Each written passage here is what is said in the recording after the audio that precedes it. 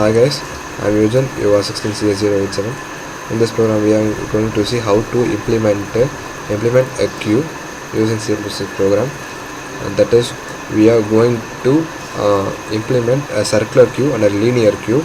We are going to add element, delete an element and display the elements in the queue in this program.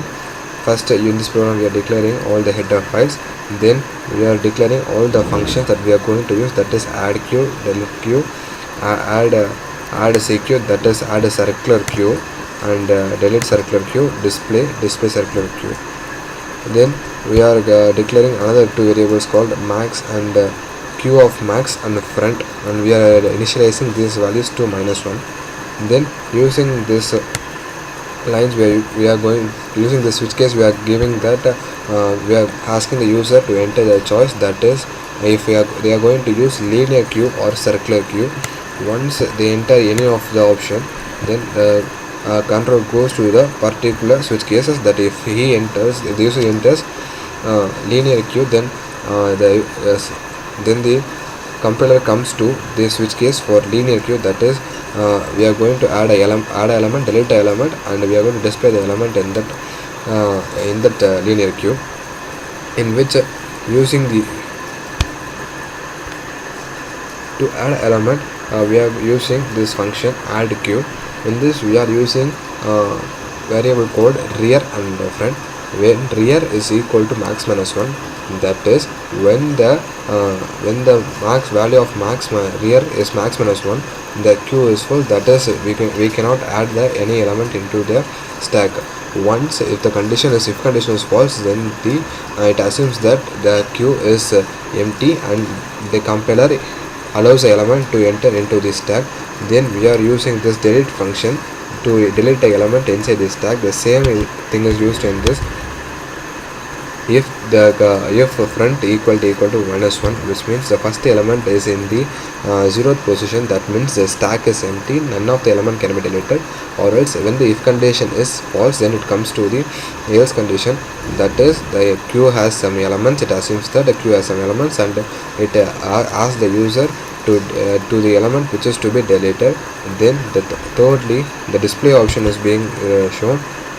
When the display option is shown is clicked by the user, then the element present in the queue is being displayed. The same thing is being used in the circular queue also, which is in this function for adding an element into the circular queue, we are using the condition if front equal to rear +1 mod max, which means if the value of the front is rear +1 mod max, then it assumes that queue is full, or else it assumes that queue is empty, or there is a space in the stack to allow a value into it. And then element is being added. To delete the value of front must be -1, which is the queue is empty, or else it assumes that there is some element in the stack, and it allows the user to delete the element present in the stack. Then finally display the element. Using this function, we are going to display the elements present in the stack. Then this is a program to display, delete or add an element into a circular queue or linear queue. Now we are going to run the program. This is the output. I am going to enter for a linear queue. First we are going to add an element. Then we are again going to add an element 20. Then again an element 30. Then again an element 40. And then here it comes that the queue is full. It displays that the queue is full, hence we cannot add any more element into the queue. Now we are going to display the elements present in the stack 10, 20 and 30. Then we are going to now delete element from the stack.